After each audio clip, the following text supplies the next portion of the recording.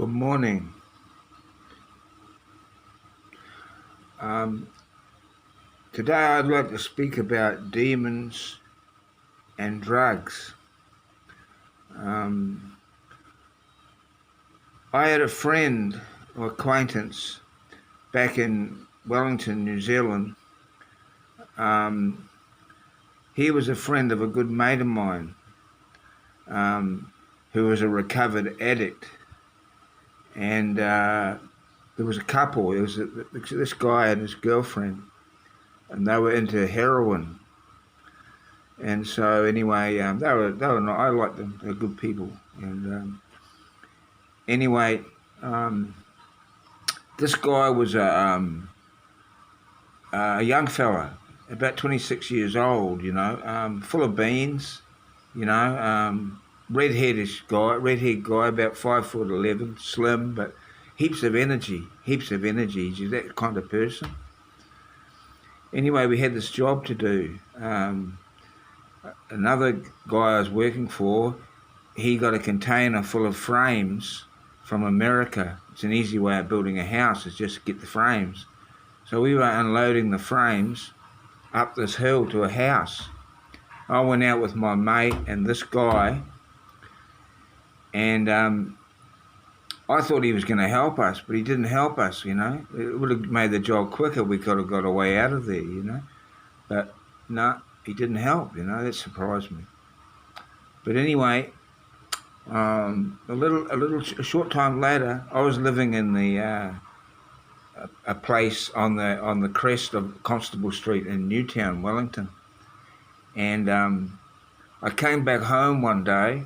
Could have been in the morning. Came back home one day, and I'm in the courtyard of the car park, basically, and I saw this streak of blood on the ground. It was about as wide as my hand, like long as my hand. I saw it, and I saw these petals in it, and I thought, oh, it's strange. It looks so strange, So then I went up to my room, and my mate was living next door, sort of thing, and He said, "Hey, this guy died. He's died." I said, "Really?" He says, "Yeah." I said, "What happened?" Oh, he said he overdosed. He fell down face first in the car park. I went, wow. So his girlfriend told me later that she was the one who put the petals in the blood there, you see. And what had happened apparently is that he fixed himself a cocktail. It wasn't just heroin, or maybe it wasn't even heroin, but quite often they have a cocktail, He put other things in it because I think he was hanging out. Didn't never have enough money, these people, to buy what they need, So it killed him. So,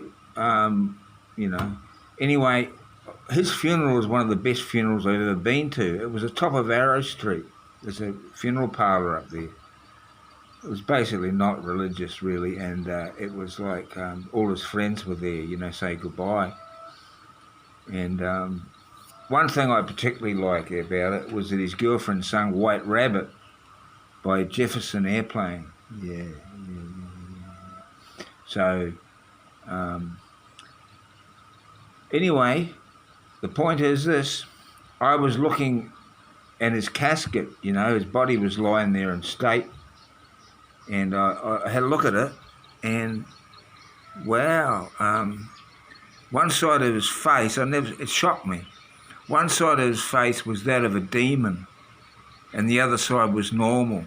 And I just looked at it and wow, look at that. So,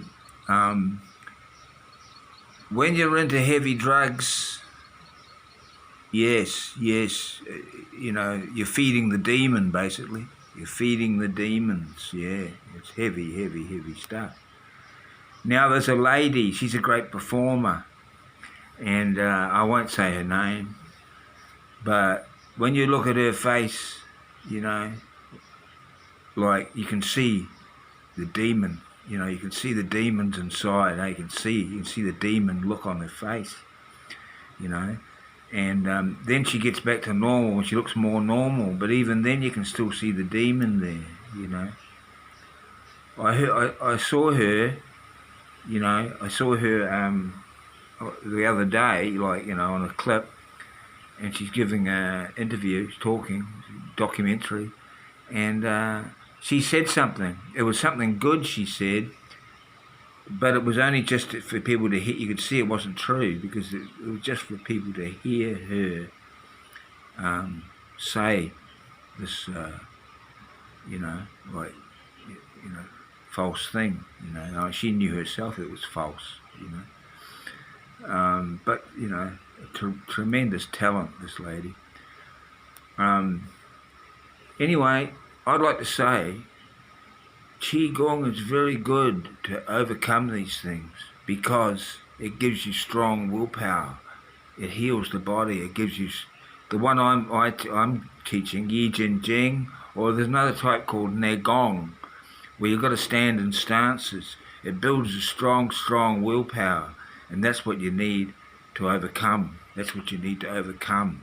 And this is why I'm posting. One of the reasons I intend to go into the rehab here in Thailand. I intend to go into the prisons here, you know, and try to reform people.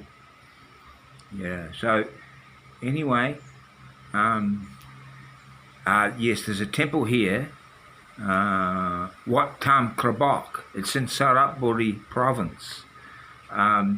It's also known as the Vomit Temple. The abbot of this temple mixed together a herbal, you know, long ago. He made a herbal brew. And what happens is you go to the temple, you take this herbal brew, and you vomit it. You know, you feel so bloody sick. You feel so sick, you know. It must have the taste of heroin or methamphetamine, whatever heavy drug, you know. So you're vomiting for so long into this trough. All the addicts are there vomiting into the trough. They speak English there. There's a section there where they speak English. You have to take a Buddhist vow. You have to vow never to touch it for the rest of your life, a most serious vow. Yes, they make you do that. This is part of the process. And I think they do meditation, they do mindfulness and that, and they might even do Qigong. I'm thinking about going there and offering my services, you know. But we got the COVID at the moment, we can't do much, so I rung them many times, but they never answered their phone. They might already teach it, I don't know, that's what I want to know. Yeah, so I rang the lady up there who's on the reception, you know, and I said, does it work? And she said, yes, of course, you know, and that was the end of the conversation. Of course it works, you know. It's been going on for some years now, and I think there might be more than one temple doing it. But if anyone comes to Thailand, I can help you. I can help you with the language. I can help you, hook you up with these people.